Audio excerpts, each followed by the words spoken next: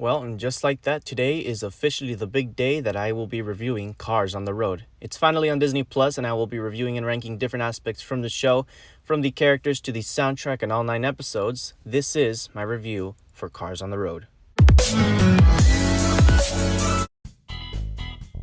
Okay, let me just start by saying that the first shot in the episode on Willie's Butte with lightning racing is gorgeous. I really wish this was longer, but it still looks really badass.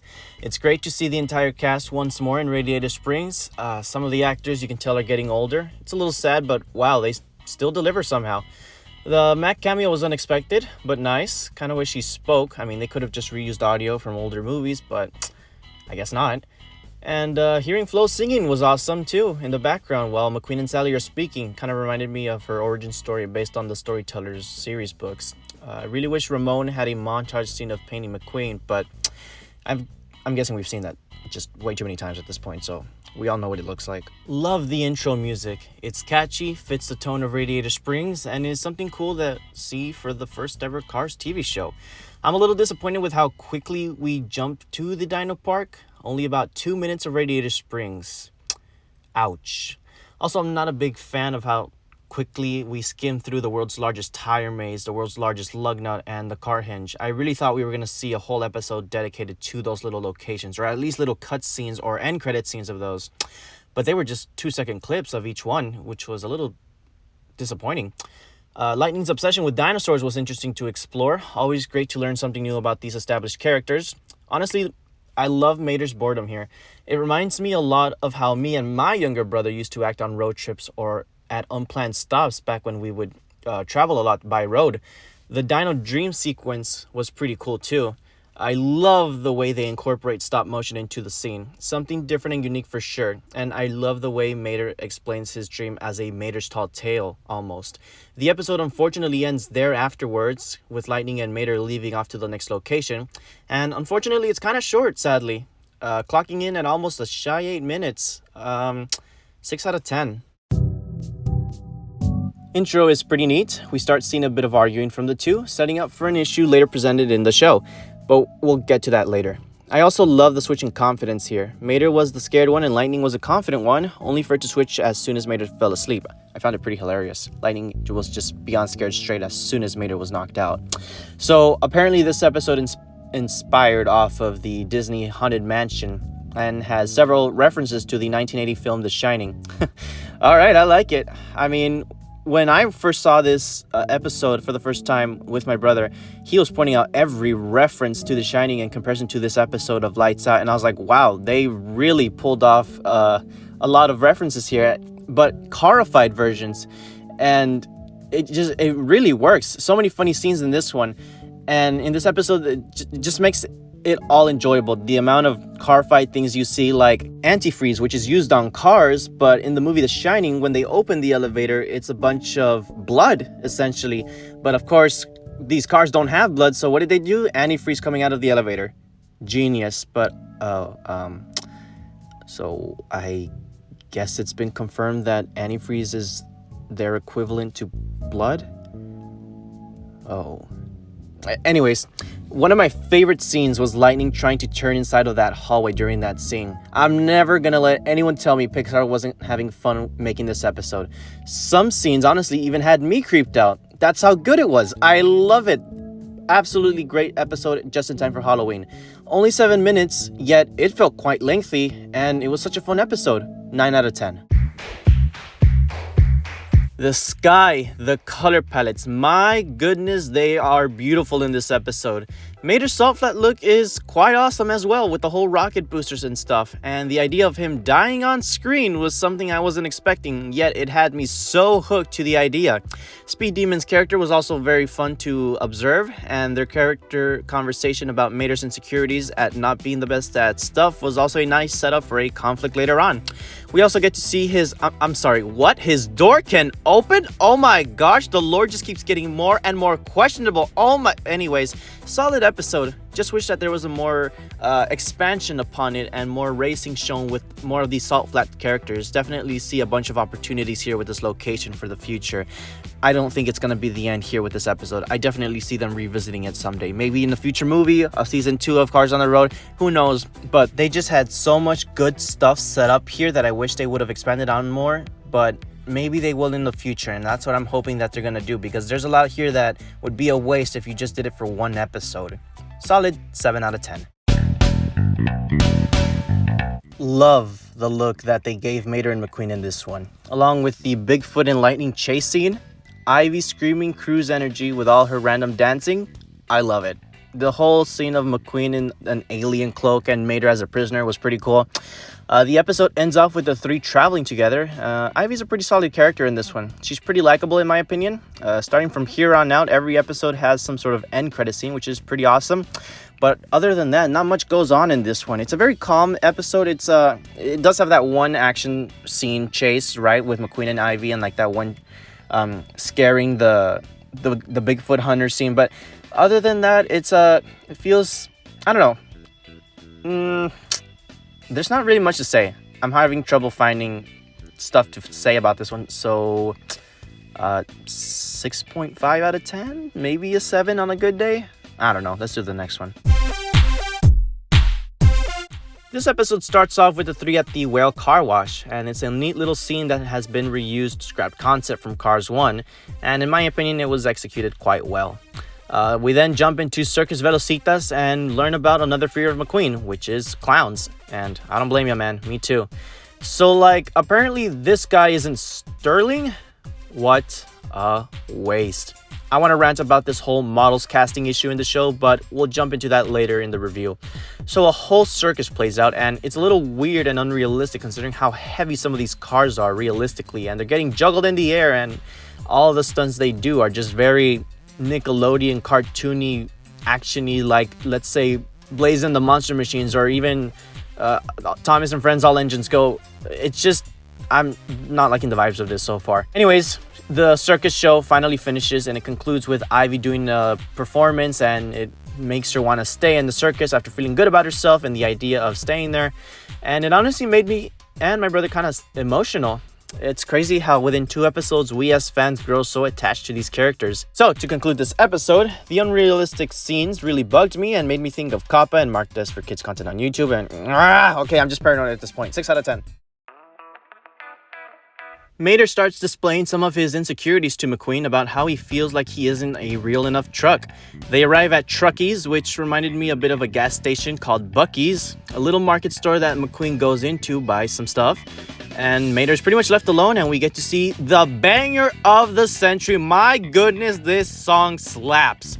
I was so excited for this episode mainly because of the visuals shown in the trailer, but man, it did not disappoint. I love all the colors and effects used throughout, and unfortunately it is the shortest episode, only about 5 minutes, and some people don't like it because I mean it feels like a straight up music video instead of an episode due to how little happens outside of the song, except for some scenes with McQueen, which had me laughing. There's this one scene where he's struggling to find a gas cap with his name on it, and that was one of the most relatable things I've ever seen from the show. It's the equivalent to someone not finding their name on a souvenir keychain, and I've unfortunately have gone through that way too many times, just like lightning.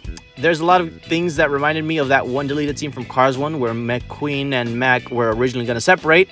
But overall, a really solid episode in my personal opinion, one of my favorites, a solid 8 out of 10. So Lightning and Mater arrive to a city called Rustville and bump into a studio called Breaklight Pictures. We see what big production movies being made look like in their universe, and it's honestly kind of sick. Lightning gets recognized by the crew and immediately gets placed on a role for a movie. Yet again, we learn another side of McQueen we didn't know before. He's a big movie lover. There's this one scene I really love of McQueen explaining to Mater what CGI is, and even McQueen throwing some shade at studios who rely on CGI for their live action films instead of using real props like the olden days. He has my respect. I've always felt the same way too. So Lightning starts doing his role with one line and sucks at it. Literally, the man took more than 37 tries and wasn't even to get it perfectly even then. McQueen starts to get demotivated and Mater tries cheering him up.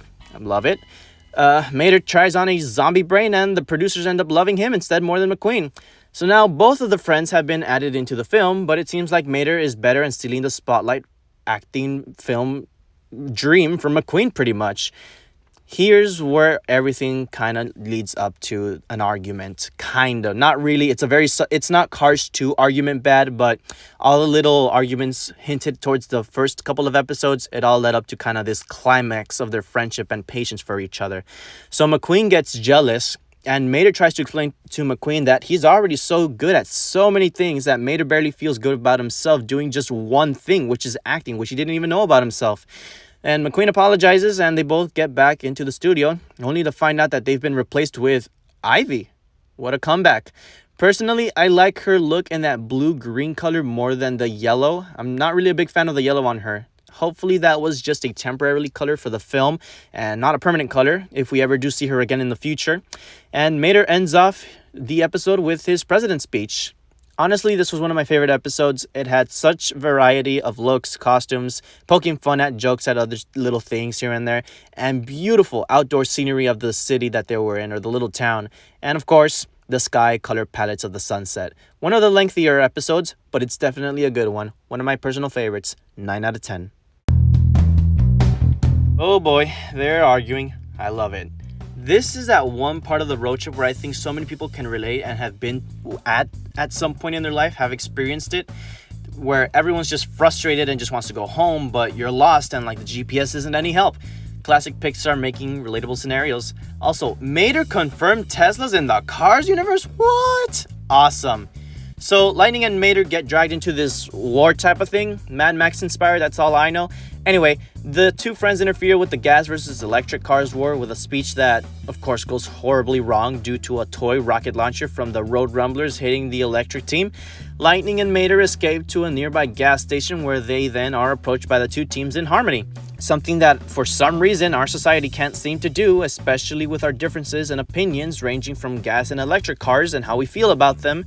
I feel like this episode was, unfortunately, very overhyped. I was looking forward to it, but it just didn't really do it for me. I really thought it would go more into deeper detail about the fight and everything, but it was really short. So for that reason, I'm going to have to rank it a 6 out of 10. Kind of a weakly executed story, unfortunately, and I really wish we could have seen concept art of what these episodes were going to originally be like, because I bet you good money a lot of good stuff was cut out. It just felt really short.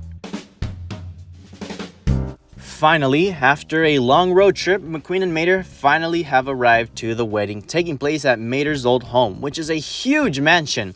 Interesting to learn more about Mater's past. Lightning and Mater drive around looking at the wine bottles when they hear a voice. And boy, did I scream in excitement like a Marvel fanboy when seeing a superhero cameo. Cruz Ramirez at the wedding? Why is she here? Well, it turns out her cousin is marrying Mater's sister. So Cruz goes on about how her and Mater will now kind of be like family, which I found kind of wholesome. I love it. Cruz and McQueen both refer to themselves as racers, which gives me the impression that McQueen is still in fact racing. I mean, we saw him earlier inside of Mac on the road during the Dino Park episode, so I think McQueen just wears his fabulous McQueen paint job only when coaching and training Cruz. I don't know. Other than that, I don't see how else that would be working out. Really wish there was a better explanation to how the blue paint comes into play, considering both of them now race for the same company. McQueen then asks Cruz what she's been up to during her off-season, and Cruz replies with the funniest responses ever, I swear. Apparently, she started a racing school, formed a non-profit that provides snow tires for the lightly treaded, and is apparently learning French? I was dying when I heard all of the stuff she's been up to. Kinda reminds me of someone's version of the character from somewhere. Anyways, finally we get to see Mater's sister, Mato. Like tomato, but without the t. Mater and Mato go off into this sibling rivalry montage, and Cruz encourages the contest to continue since she's a certified referee. Of course she is. So the siblings go at it until enough was enough, and oh my goodness, the fact that they show rock, paper, scissors in this world and how it doesn't work was hilarious. I found that genius. Cruz then talks to both Mater and Mato because apparently she's also a licensed family therapist. What? This is too good. So apparently the main characters took so long in showing up for the actual wedding that the priest just straight up dipped. He just got tired of waiting and left. As soon as things are starting to get sad, Cruz mentions how she's a licensed wedding officiant. This chick has every job in the world, I swear. She pronounces the couple as married and everyone starts to party. Mater gets up on stage and makes 2 speeches into one. A really deep one that hits home and affects McQueen's point of view on all the time they spent together, and the other half being his presidential speech from earlier. Honestly, when Mater was making a speech, I really thought he was gonna say that he was gonna stay and move back to his old home. I kid you not, I was on the verge of tears, ready for it to hit me, because I thought he wasn't gonna go back to Radiator Springs. Thankfully, that's not what happened, in my opinion, because there's no Radiator Springs without Mater, neither Lightning McQueen. The way this episode ended was truly beautiful, and it left space for a season 2 or even, I feel stupid saying this, but a 4th movie by the way that Cruz and McQueen exchanged their final dialogues at the end of the season episode by telling each other, "See you on the track, racer." Could either mean a 2nd season, very focused on the Piston Cup and training, or they are in fact really planning a 4th movie.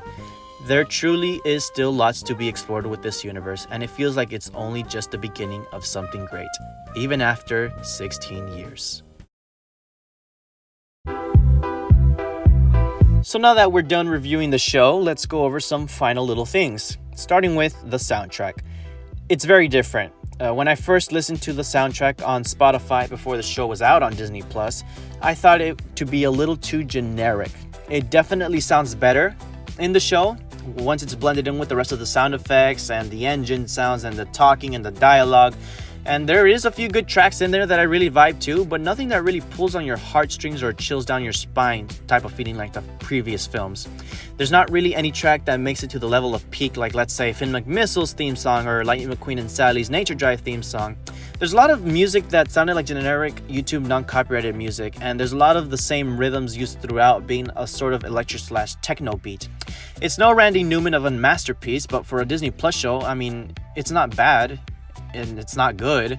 It's not blow out of the park, get me an award type of good of music, but it'll do. I mean, the budget for music obviously would have been higher if this show was a theatrical release and a 4th movie instead of a TV show. I will say though that my favorite tracks for sure from the show are Trucks, the Cars on the Road final episode theme song for the credits, and Doo Wop in the Bucket from the Radiator Springs segment of the Dino Park episode. All of those 3 tracks are currently on loop in my brain and I just can't get them out of my head. They are so catchy, and that's just typical Disney and their goated good music. So now let's get into the bad. Now don't get me wrong, the show is great, but I got some minor complaints, and it would be regarding the cameo info that Pixar gave months ago. I want to say maybe even a year ago.